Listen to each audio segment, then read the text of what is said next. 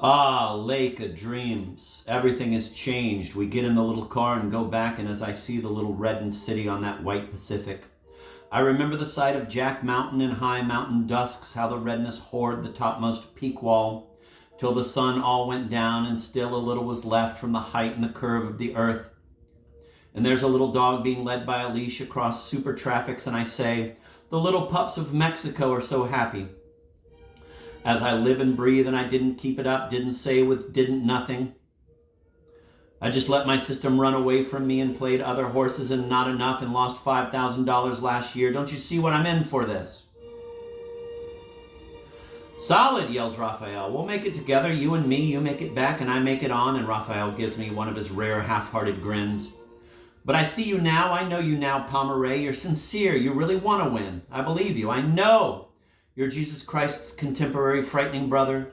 I just don't want to be hung up on the wrong bets. It's like being hung up on the wrong poetry, the wrong people, the wrong side. Everything's right side, I say. Maybe, but I don't want cash. Maybe, but I don't want crash. I don't want to be no fallen angel man, he says, piercingly sorrowful and serious. You, Deluos, I see you, your ideas going down Skid Row, drink with the bums, ag. I've never even thought of doing such a thing. Why bring misery on yourself?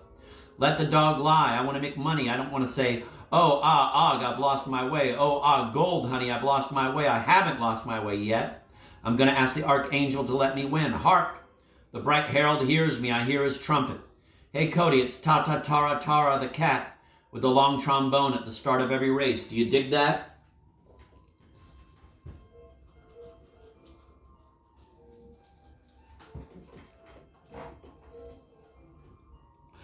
He and Cody are completely in agreement on everything.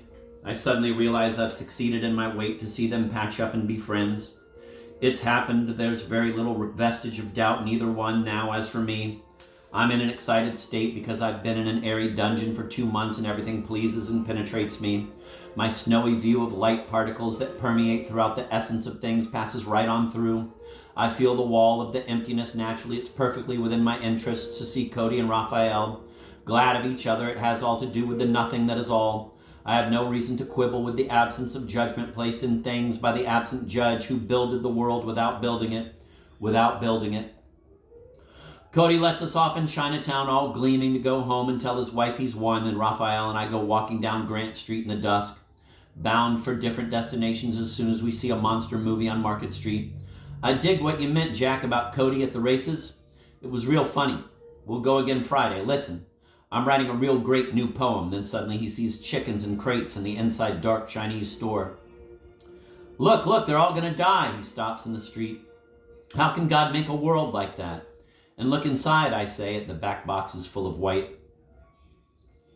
The thrashing doves, all the little doves will die. I don't want a world like that. From God. I don't blame you. That's what I mean. I don't want it. What a way to die, indicating the animals. Quote, all creatures tremble from fear of punishment, said Buddha. End of quote. They cut their necks over barrel, I say, omitting the S in a typical frequent French way of slipping S's, which Simon also does as a Russian. Both of us stutter a bit. Raphael never stutters. He just opes his mouth and blasts, it's all the little doves'll die. My eye would have opened a long time ago. I don't like it anyway. I don't care. Oh, Jack, suddenly he really grimaces to see the birds standing in the dark street store sidewalk. I don't know if it ever happened before that somebody almost cried in front of Chinatown poultry store windows. Who else could have done it but some silent saint like David D'Angeli coming up? And Raphael's grimace meeks me a leak tear right quick. I see it. I suffer. We all suffer. People die in your arms. It's too much to bear, yet you've got to go on as though nothing was happening. Right? Readers? Poor Raphael, who's seen his father die in images of the rope line, the buzz of his old home. We had red peppers drying in the cellar on strings. My mother leaned against the furnace. My sister made crazy. He describes it himself, the moon shining on his youth, and here's this death of doves looking him in the face as you and me. But sweet Raphael, it's too much. He is just a little child. I see the way he falls off and sleeps in our midst. Leave the baby alone. I'm the old guard of a tender gang. Raphael will sleep in the fleece of the angels. And all that black death, instead of being a thing of the past, I prophesy will be a blank. No sighs, Raphael, no cries. The poet's got to cry.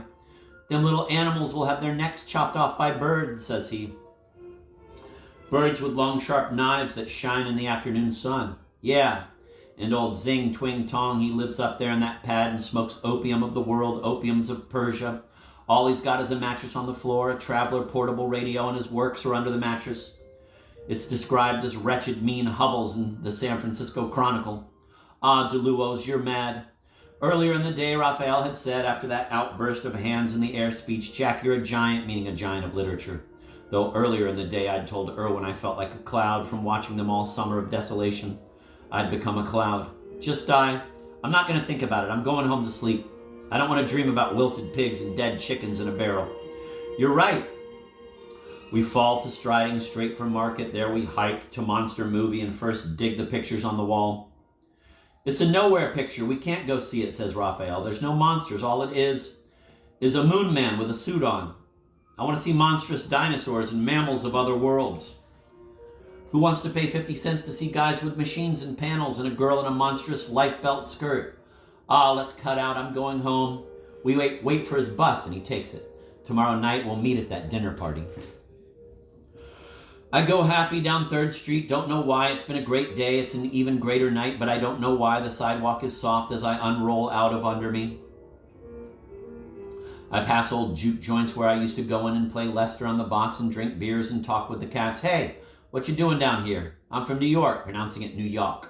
The Apple, precisely the Apple. Down City, Bebop City, yeah. And Lester's playing in a little Spanish town. Lazy afternoons I'd spent on 3rd Street, sitting in sunny alleys, drinking wine, sometimes talking, all the same. Old, most eccentric beaux in America come cutting by in long white beards and broken coats, carrying little pittance paper bags of lemons. I walk past my old hotel, the Cameo, where Skid Row drunks moan all night. You hear them in dark carpeted halls. It's creaky. It's the end of world where nobody cares. I wrote big poems on the wall saying, the holy light is all there is to see. The holy silence is all there is to hear. The holy odor is all there is to smell. The holy emptiness is all there is to touch. The holy honey is all there is to taste. The holy ecstasy is all there is to think. It's silly. I don't understand the night. I'm afraid of people. I walk along happy, nothing else to do. If I were pacing in my mountain yard, I'd be just as bad off as I am walking down the city street, or as well off. What's the difference? And there's the old clock and the neons of the printing equipment building that remind me of my father, and I say, poor Pa, really feeling him and remembering him right there as though he could appear to influence, though the influence one way or the other makes no difference, it's only history. In the house, Simon is out, but Irwin is in the bed brooding, also talking quietly to Lazarus, who sits on the edge of the other bed. I come in and open the window wide to the starry night and get my sleeping bag ready to sleep for the night. What the hell's you sad about, Irwin? I ask. I'm just thinking about Donald and McLear hate us. I'm just thinking Donald and McLear hate us, and Raphael hates me, and he doesn't like Simon. Sure he does. Don't try to... And he interrupts me with a big moan and arms to the ceiling from his disheveled bed. Oh, it's all this beast. Brutish division was taking place in his idea friends, some who were close and some not, but something beyond my non-political intelligence was percolating in Irwin's brain. His eyes are dark and smoldery with suspicion and fears and silent wrath. His eyes bulge to show it. His mouth is set in a determined path. He's going to make it at great cost to his gentle heart.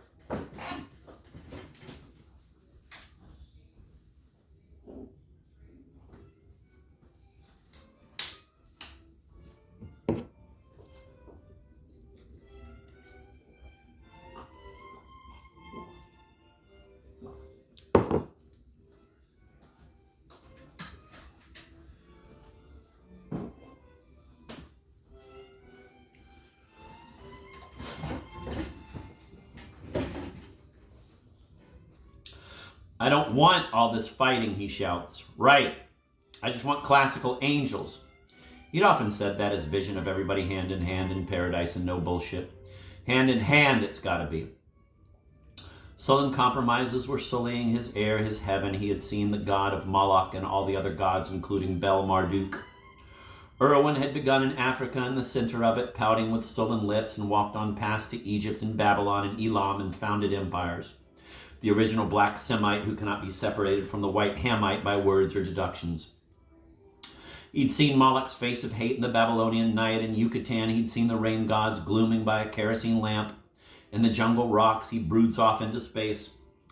Well, I'm going to sleep. Good night, I say. Had a great day, Raphael, and I just saw the thrashing doves. And I tell him the whole day. Raphael and I just saw the thrashing doves, and I tell him the whole day. Also, I've been a little envious of you being a cloud, says Erwin seriously. Envious? Wow, a giant cloud. That's all I am, a giant cloud leaning on its side, all vapors yet. I wish I was a giant cloud, sighs Erwin utterly seriously. And yet, though he poke fun at me, he won't laugh about it. He's too serious and concerned about the outcome of everything. If it's going to be giant clouds, he just wants to know it, that's all.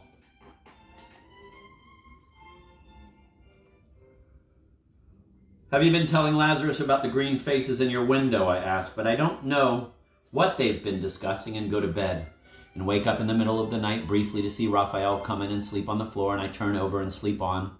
Sweet rest. In the morning, Raphael's on the bed and Erwin's gone, but Simon's there, his day off.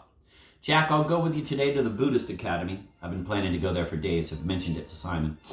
Yeah, but it might bore you. I'll go alone. Nah, I'll stay with you. I want to add to the beauty of the world. How will that happen? Just by I do the things you do to help you, and I learn all about beauty, and I grow strong in beauty. Perfectly serious. That's wonderful, Simon. Okay, good. We'll go. We'll walk. No. There's a bus. See? Pointing away, jumping, dancing, trying to imitate Cody. Okay, we'll take the bus. Raphael has to go somewhere else, so we eat and comb and take off, but before I stand on my head in the bathroom 3 minutes to ease my nerves and heal my sorrow veins, and I keep worrying someone will crash into the bathroom and knock me over on the sink. In the bathtub, Lazarus got big shirts soaking.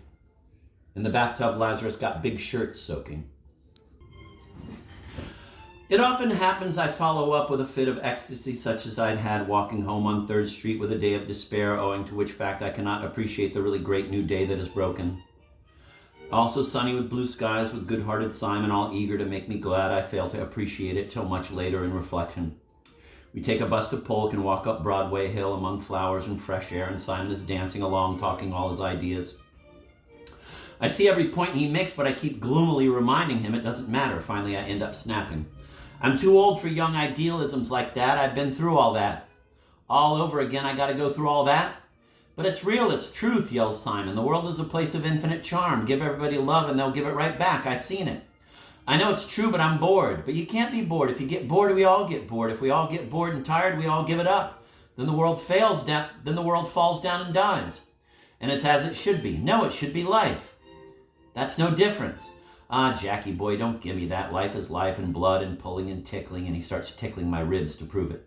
See, you jump away, you tickle, you life, you have living beauty in your brain and living joy in your heart and living orgasm in your body. All you got to do is do it. Do it. Everybody loves to join arm in arms in the walk. And I can see he's been talking to Erwin. Ah, lousy me. I was tired, I have to admit. Don't. Wake up. Be happy. Where are we going now? Right up this hill to the big Buddhist Academy. We'll go in Paul's cellar. Paul is a big blonde Buddhist who is janitor of the academy. He grins in the basement in the cellar nightclub. When there's jazz, he'll stand there, eyes closed, laughing and bouncing on both feet. So glad to hear the jazz and crazy talk. Then he'll slowly light a big serious pipe and raise big serious eyes through the smoke and look right at you and smile around his pipe. A great guy. Many's the time he'd come to the shack on the horse hill and slept in the old abandoned room and back on a sleeping bag, and when big gangs of us would bring him wine in the morning, he'd sit up and take a slug anyway, then go walking among the flowers thinking and come back to us with a new idea. Just as you say, Jack, it takes a long tail to make a kite reach the infinite. I just thought now, I'm a fish.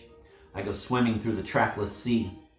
Just water, no ways, no directions and avenues. By flapping my tail, however, I move right along. But my head seems to have nothing to do with my tail. So long as I can, he squats to demonstrate, flap those back fins, aimless-like. I can just go on ahead without worrying. It's all in my tail and my head's just thoughts. My head's floundering in thoughts, but my tail's wiggling me right along. Long explanations, a strange, silent, serious cat I was coming to see about a lost manuscript that might be in his room, as I'd left it in crates for anybody, in fact, with the instructions, if you don't understand this scripture, throw it away.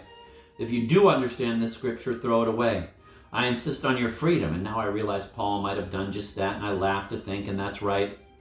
Paul had been a physicist, a student of mathematics, an engineering student, then a philosopher. Now a Buddhist with no philosophy. Just my fishtail.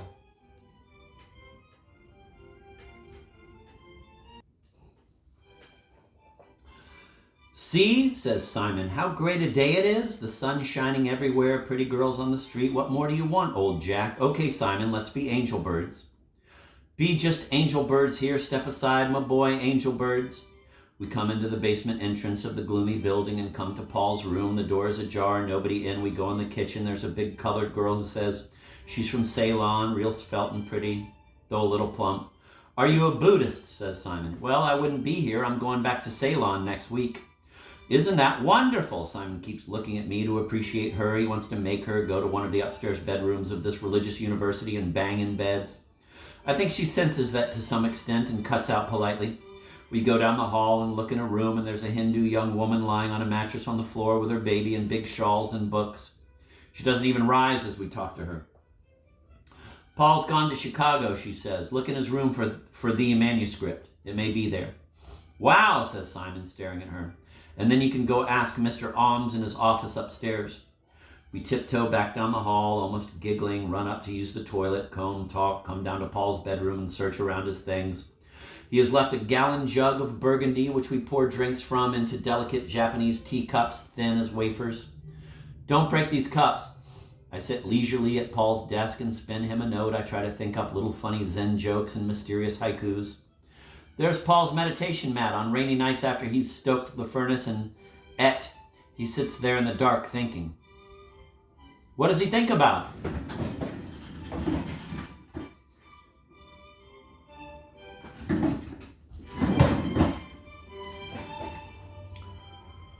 Nothing.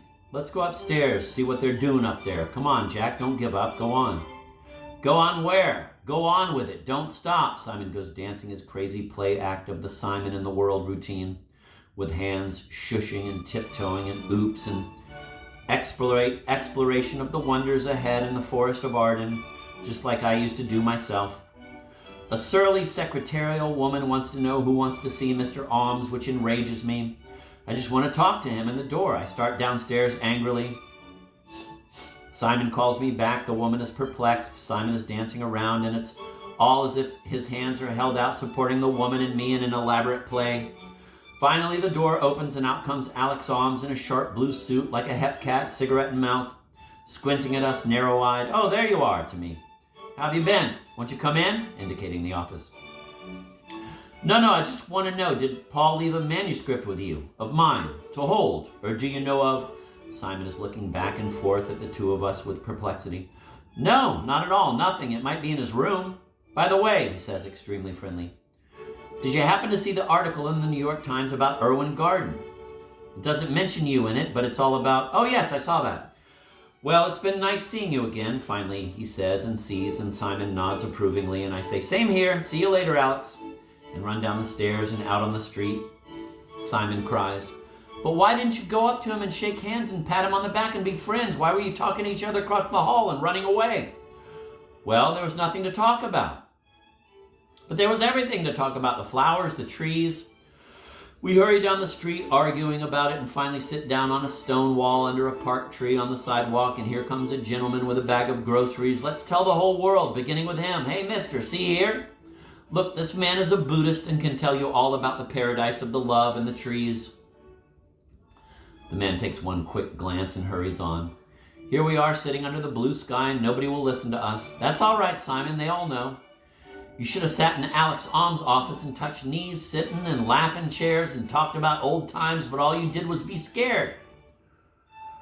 I can see now if I'm going to know Simon for the next 5 years, I'll have to go all this again, as I had done his age. But I see I'd better go through than not. Words that we have to use to describe words. Besides, I wouldn't want to disappoint Simon or cast a pall on his young idealisms. Simon is sustained by a definite belief in the brotherhood of man, but how long that will last before other issues cloud it out, or never. I feel sheepish anyway, not being able to keep up with him.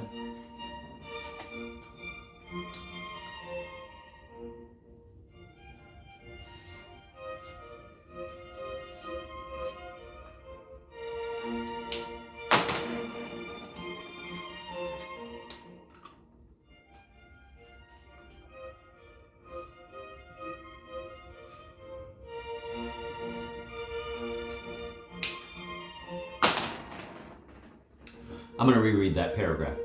I can see now if I'm going to know Simon for the next 5 years, I'll have to go all this again as I had done his age. But I see I'd better go through than not. Words that we have to use to describe words. Besides, I wouldn't want to disappoint Simon or cast a pall on his young idealisms.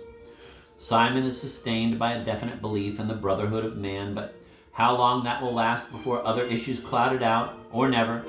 I feel sheepish anyway, not being able to keep up with him. Fruit, that's what we need, he calls out, seeing a fruit store. We buy cantaloupes and grapes and split and walk down across the Broadway tunnel, yelling in loud voices to make the echo, munching on grapes and slobbering at cantaloupes and throwing them away. We come right out on North Beach and head up to the bagel shop to see if we can find Cody. Keep it up, yells Simon behind me, pushing me as we walk fast down the narrow walk lane. I don't waste a grape. I eat every one of them. Pretty soon after coffee, it's already time and almost late to go to Rose Wise Lazzuli's dinner party where Erwin and Raphael and Lazarus will meet us. We're late, get involved in long walks up hills, laughing I am because of the crazy comments Simon makes like, look over there, that dog, he has a bite up his tail. He's been in a fight and the gnashing mad teeth got him. That'll teach him a good lesson, that'll show him respect not to fight. And to ask directions of a couple in an MG sports car. How do we get to what's the name, Tebsterton? Oh, Hebsterton. Yes, right up 4 blocks to the right. I never know what right up 4 blocks to the right ever means. I'm like Rainey, who walked along with a map in his hands, drawn by his boss in the bakery. Walk to so-and-so street. Rainey, wearing the uniform of the firm, simply walks off from the job altogether because he doesn't know where they want him to go anyway. A whole book about Rainey, Mr. Caritas, as David De Angeli says, whom we're destined to meet tonight at the wild party in the rich house after the poetry reading.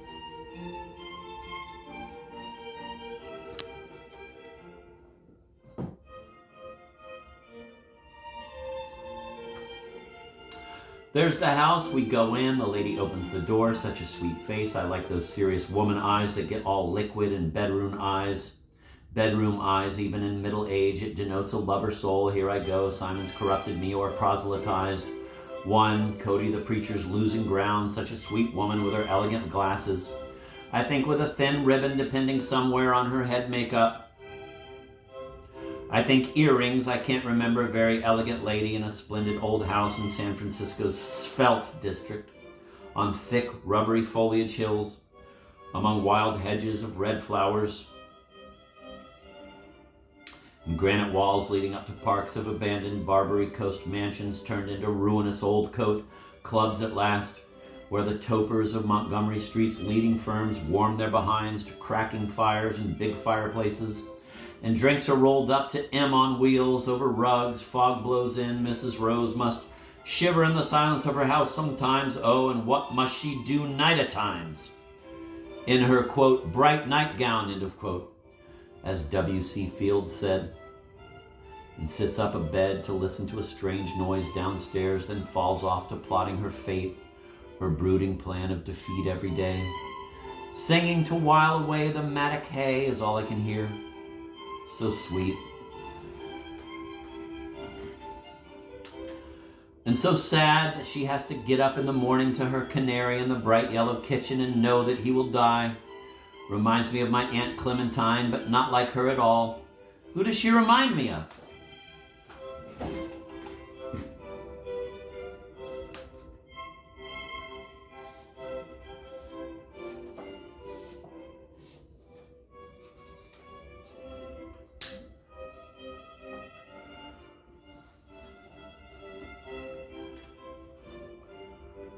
I keep asking myself, she reminds me of an ancient lover I had in some other place. We'd had pleasant evenings together already, escorting them elaborately, she and her poetess friend, Bernice Whalen, down the stairs of the place. On a particularly mad night in there, when a mad fool lay on the piano on his back on top, blowing the trumpet loud in clear, silly New Orleans riffs, which I had to admit were rather good as brocaded pop-offs to hear down a street. Then we'd, Simon and Erwin and I, taken the ladies to a wild jazz joint with red and white tablecloths and beer. Great, the wild little cats who were swinging in there that night, and had peyote with me. And one new cat from Las Vegas dressed loose and perfect with shoes like perfect elaborate sandals for Las Vegas wear, for gambling places, and gets on the drums and washes up a mad beat with a rough of his sticks on cymbals, and the bass booms and falls in and so amazes the drummer he leans far back, almost falling and drumming that beat with his head at the bass fiddler's heart. Rose, wise lazuli, had dug all these things with me, and there had been elegant conversations in cabs, clop clop, the Washington Square James. And I'd done one final thing, probably Rose, who was 56, never forgot, at a cocktail party in her house, escorting her best friend out into the night and to her bus 2.5 blocks down. Raphael's Sonia's house is right near. The old lady finally taking a cab. "Why, Jack," back at the party, "how nice of you to be so kind to Mrs. James. She is utterly the finest person you'll ever know." And here at the door now she greets, "I'm so glad you could come." "I'm sorry we're late. We took the wrong bus. I'm so glad you could come," she repeats, closing the door, so I realize she feels I'll hold up an impossible situation going on in the dining room. Or, irony, "So glad you came," she says even once more, and I realize it's just simple little girl logic. Just keep repeating the kind amenities and your graciousness will not fall down. She in fact inspires an innocent atmosphere in a party otherwise bristling with antagonistic vibrations. I can see Jeffrey Donald laughing charmed, so I know all's okay. I go in and sit down, and okay, Simon sits down at his place with a ooh of sincere respect on his with an ooh of sincere respect on his lips. Lazarus is there, grinning like Mona Lisa just about. Hands on each side of his plate to denote etiquette. A big napkin on his lap. Raphael is lounging low in his chair, occasionally snapping at a piece of ham on his fork, with elegant, lazy hands hanging, shouting, sometimes completely silent. Irwin is bearded and serious, but laughing inside from charmed happiness, so his eyes can't help twinkling. His eyes swivel from face to face, big, serious brown eyes that, if you choose to stare at them, he'll stare right back. And one time we challenged each other to a stare, and stared for 20 minutes or 10, I forget. And his eyes kept getting more crazy to come out. Mine got tired. The prophet of the eyes. Donald is delicate in a gray suit, laughing beside a girl with expensive clothes, and talks about Venice and what to see. Beside me is a pretty young girl who has just come to live in one of Rose's extra rooms to study in San Francisco Eye. And then I think, did Rose invite me to meet her? Or did she know all the poets and Lazaruses would follow me anyway? The girl gets up and does the serving for Rose, which I like, but she puts on an apron, a kind of servant's apron, which for a while confuses me in my crudeness.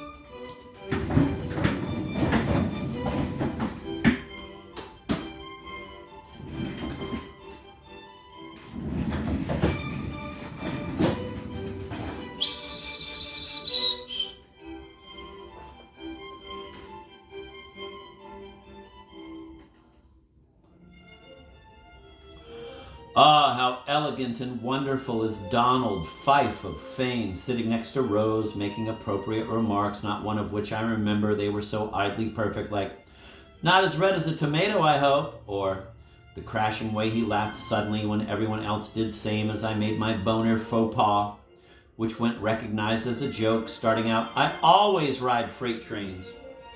"Who wants to ride freight trains?" Gregory. "I don't dig all this crap where you ride freight trains and have to exchange butts with bums." "Why do you go to all that, DeLuos?" "Really, no kidding." "But this is a first-class freight train." And everybody guffaws, and I look to Irwin under the laughter and tell him, "It really is. The Midnight Ghost is a first-class train. No stops on that right away."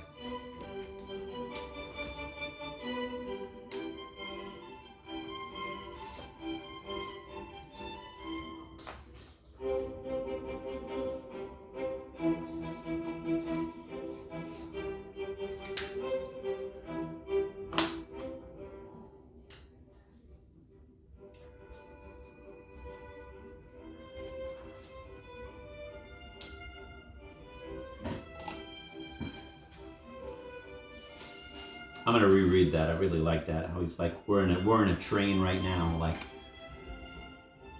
Ah, how elegant and wonderful is Donald, Fife of Fame, sitting next to Rose, making appropriate remarks, not one of which I remember. They were so idly perfect, like, "Not as red as a tomato, I hope," or the crashing way he laughed suddenly when everyone else did same as I made my boner faux pas, which went recognized as a joke, starting out, quote, "I always ride freight trains," end of quote.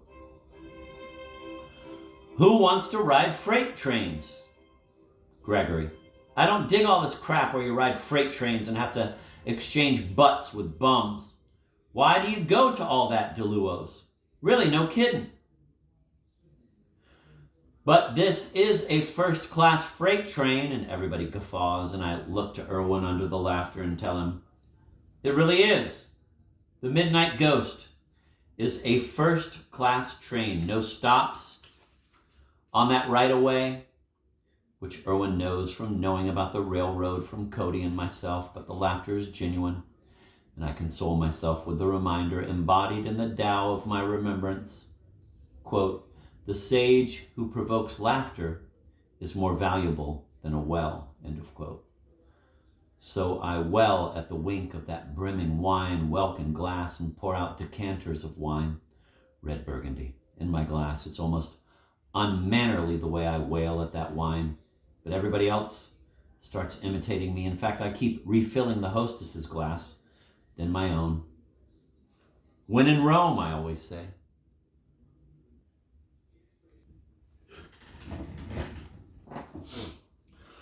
The perfect devolvement of the party runs around the theme, how we gonna run the revolution? I supply my little bit by saying to Rose, I read about you in the New York Times being the vital, moving spirit behind the San Francisco poetry movement. That's what you are, hey? And she winks at me. I feel like adding, you naughty girl, but I'm not out to be witty. It's one of my fine, relaxed nights. I like good food and good wine and good talk. As what beggar doesn't?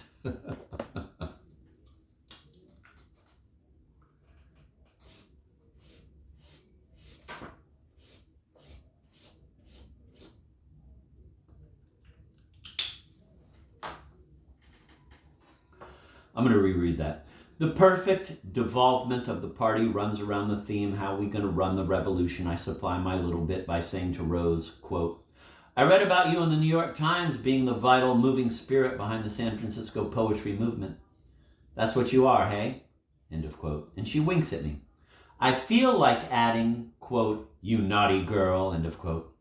But I'm not out to be witty. It's one of my fine, relaxed nights. I like good food and good wine and good talk, as what beggar doesn't?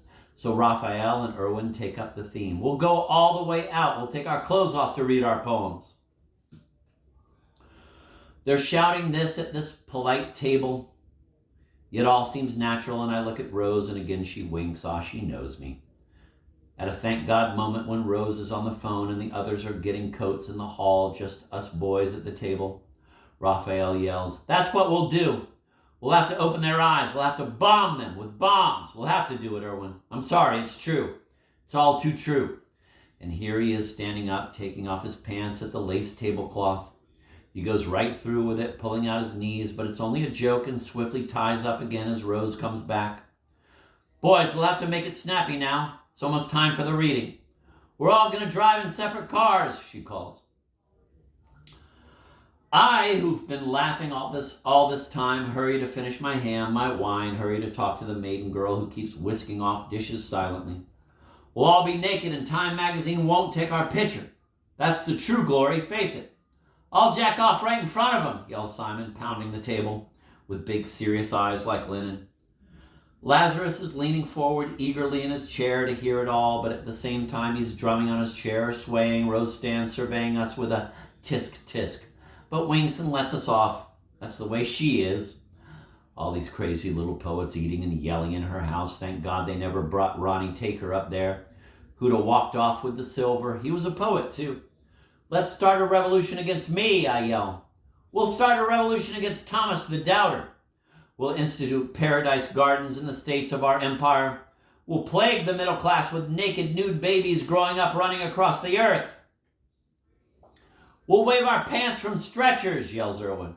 We'll leap in the air and grab babies, I yell. That's good, says Irwin.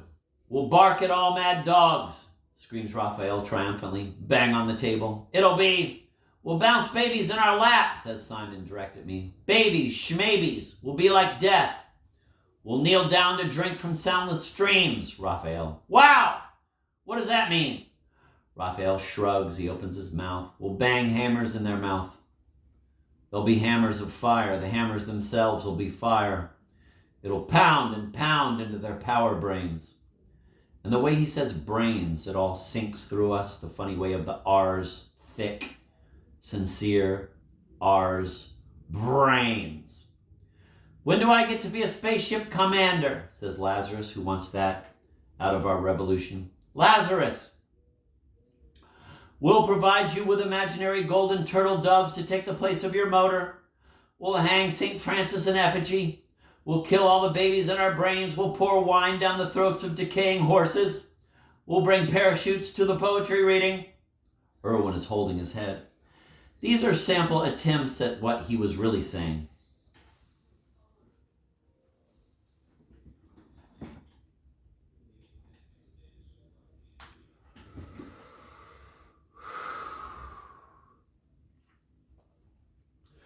And we're all charging in like Irwin charges in with, we'll have assholes showing on the screens of Hollywood. Or I say, we'll attract attention from the bad mobsters. Or Simon, we'll show them the golden brain of our cocks. The way these people talk, Cody says. We all go to heaven leaning on the arm of someone we helped.